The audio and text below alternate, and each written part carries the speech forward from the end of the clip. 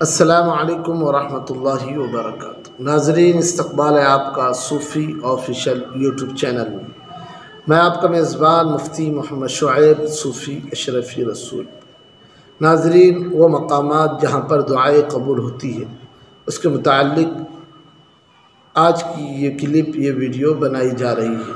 اب تک آپ نے اگر ہمارے چینل کو سبسکرائب نہیں کیا ہے تو کر لیجئے، اور ویڈیو کو لائک کیجئے، دوستوں میں شیئر کیجئے تاکہ یہ نالج ساری انسانیت تک پہنچے، تاکہ ایک ترغیب ہو اور انسان اللہ رب العزت سے جڑے، انسان اپنے مسائل کو اللہ رب العزت سے حل کرنے والا بنے۔ دوستو، وہ مقام جہاں پر اللہ رب العزت دعائیں قبول کر، سب سے پہلے تو بیت اللہ شریف ہے، جہاں پر خانہ کعبہ ہے، اسے بیت اللہ شریف کہتے ہیں، وہاں دعائیں قبول ہوتی ہے۔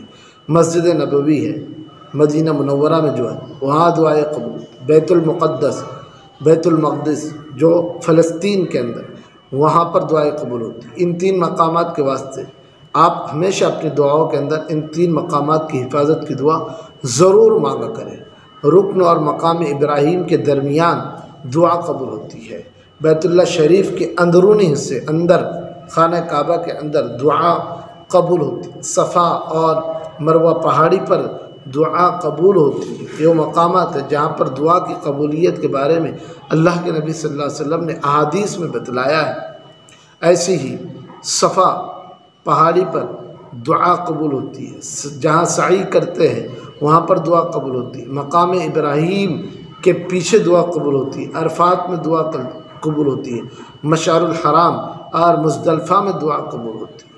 جو مقامات ہیں جہاں حدیث میں دعا کی قبولیت کے بارے میں بتلایا گیا ہے، کن کن لوگوں کی دعائیں قبول ہوتی ہیں۔ ناظرین، وہ مبارک لوگ، وہ مقدس لوگ، وہ اللہ کے پیارے لوگ جن کی اللہ رب العزت دعائیں قبول کرتا ہے۔ دوستو، بعض بندے اللہ کے مقبول ایسے رہتے ہیں جو اللہ کے نام پر جو قسم کھا لیتے ہیں، اللہ رب العزت ان کی قسم کو پوری فرماتا ہے۔ ایسے لوگوں میں پہلے نمبر پر مظلوم مضطر ہے، جو ستایا ہوا ہے، جو حالات کے اندر شکار ہے، جو پریشان ہے، حالات کے اندر گھرا ہوا ہے۔ ایسا بندہ اللہ کے نام پر جو دعا مانگتا ہے وہ دعا قبول ہوتی ہے۔ ایسے مسافر کی دعا قبول ہوتی ہے، ایسی باپ کی دعا قبول ہوتی ہے، ایسی نیک فرما بردار مطیع اولاد کی دعا اپنے والدین کے حق میں قبول ہوتی ہے۔ روزہ دار کی دعا قبول ہوتی ہے۔ ایسے مسلمان جب اپنے دوسرے مسلمان بھائی کے لیے دعا کرتا ہے جو اس کے سامنے نہ ہو، اس کی دعا قبول ہوتی ہے۔ ایسی وہ بندہ جو تائب ہو، اپنے گناہوں سے توبہ کر لے، رو دھو کر اپنے اللہ کو منا لے، اس کی دعا قبول ہوتی ہے۔ آیت کریمہ لا الہ الا انت سبحانک انی کنت من الظالمین جو اس کا ورد کرتا ہے، اس کی دعا ضرور بھی ضرور قبول ہوتی ہے۔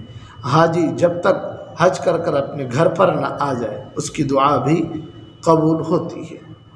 ناظرین، اسے پر اکتفا کرتے ہیں، چینل کو سبسکرائب کیجئے، دوستوں میں شیئر کیجئے۔ السلام علیکم ورحمۃ اللہ وبرکاتہ۔